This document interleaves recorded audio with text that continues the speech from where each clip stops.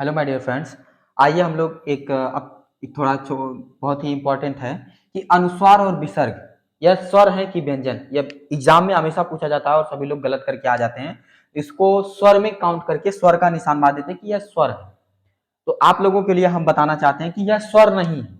ठीक है, यह स्वर नहीं है। आखिर है क्या? यह जब स्वर नहीं है तो व्यंजन भी नहीं है। यह कि व्यंजन है नहीं, यह व्यंजन में भी नहीं काउंट किया जाता है।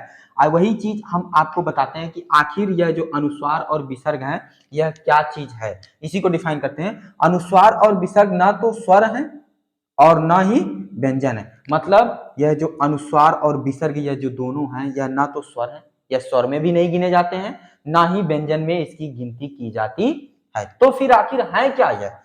बल्कि स्वरों के सहारे चलते हैं। यह किसके सहारे चलते हैं? स्वरों के सहारे चलते हैं। यह किसके सहारे चलते हैं? स्वरों के सहारे। जैसे यह हमेशा जहां भी चलेंगे वह स्वर के सहारे ही चलेंगे। ठीक, लेकिन यह स्वर नहीं है ना ही व्यंजन है। आखिर है क्या? आगे हम आपको बताते हैं कि स्वर और व्यंजन दोनों में इसका उपयोग होता है। मतलब यह स्वर के साथ भी इसका इस्तेमाल होता है और व्यंजन के साथ भी इसका इस्तेमाल होता है। ठीक है, स्वर के साथ जैसे अंगूर, एक उदाहरण देख लें। अंगूर में अगर देख लें तो जो यह है आपका अनुस्वार, यह अनुस्वार आपका है और यहीं पे जो आ है यह क्या है? यहाँ पे यही स्वर हो गया। तो यहाँ पे यह क्या? अब देखिए यह स्वर के साथ चल रहा है। अभी यहीं पे दूसरा एग्जांपल देख लें, रंग। रंग में देख लें, यह क्या है आपका? अनुस्वार है और जो र है वह क्या है? व्यंजन। तो आखिर यह जब स्वर भी नहीं, व्यंजन भी नहीं, बल्कि यह दोनों के साथ चलते हैं, तो इसी को आचार्य किशोरीदास जी के ने कहा। क्या कहा आचार्य किशोरीदास जी ने? कि यह स्वर नहीं है। अनुस्वार और विसर्ग क्या नहीं? स्वर नहीं है। और व्यंजनों की तरह स्वरों के पूर्व नहीं, व्यंजनों की तरह स्वरों के पूर्व नहीं। जैसे कोई व्यंजन आप लोग लिख लीजिए, जैसे य लिख लें, क लिख लें, तो ये जो पूरा लिखे है ना, ये व्यंजन पूर्ण रूप नहीं, यह व्यंजन स्वर और व्यंजन। देखिए यहाँ पे जो क है यह किस किस से मिलकर बना है? आधा क, एक व्यंजन और एक स्वर से मिलकर के बना है। दो वर्ड। तो वही चीज कह रहे हैं यहाँ पे कि व्यंजनों की तरह स्वरों के पूर्व नहीं। व्यंजनों की तरह, यह देखिए स्वर है, स्वर के पूर्व क्या? एक व्यंजन आया है। ठीक है, स्वर है और यह व्यंजन है। वही चीज कह रहा है कि स्वर तो नहीं है, पहली बात स्वर नहीं है। दूसरी बात स्वर नहीं है, दूसरी बात व्यंजनों की तरह स्वरों के पूर्व नहीं।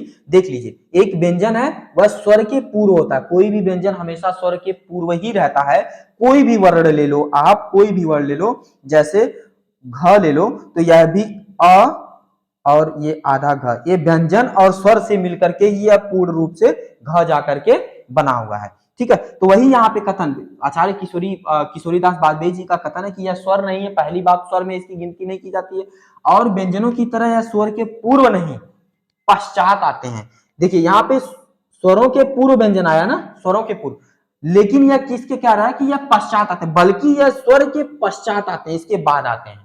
और जो व्यंजन होगा वह उसके बाद आएंगे। जैसे यहाँ पे देखिए स्वर है, स्वर के पश्चात आया, बाद में आया है ना, और उसी तरीके से व्यंजन और व्यंजन के बाद में आया। तो वही कह रहे हैं आचार्य किशोरीदास बाजपेयी जी कह रहे हैं कि यह स्वरों के पूर्व नहीं, पश्चात आते हैं, इसलिए यह व्यंजन नहीं, इसलिए व्यंजन नहीं है। ठीक है, व्यंजन क्यों? स्वर के पूर्व होता तब व्यंजन होता, लेकिन स्वर के पूर्व नहीं, पश्चात आ रहा है तो यह व्यंजन नहीं हुआ, स्वर है ही नहीं।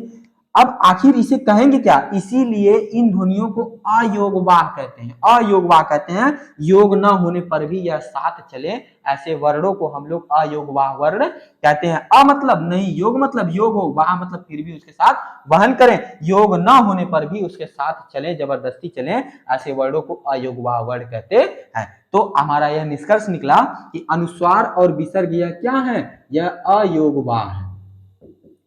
यह न तो स्वर है ना ही व्यंजन है, बल्कि क्या है?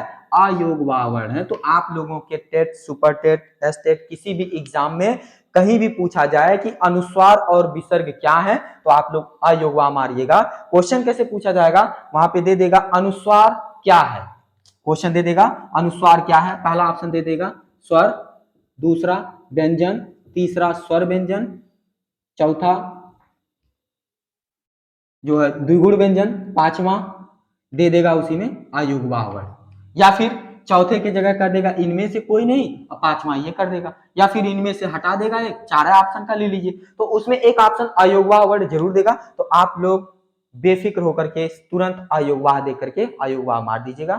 Thank you very much.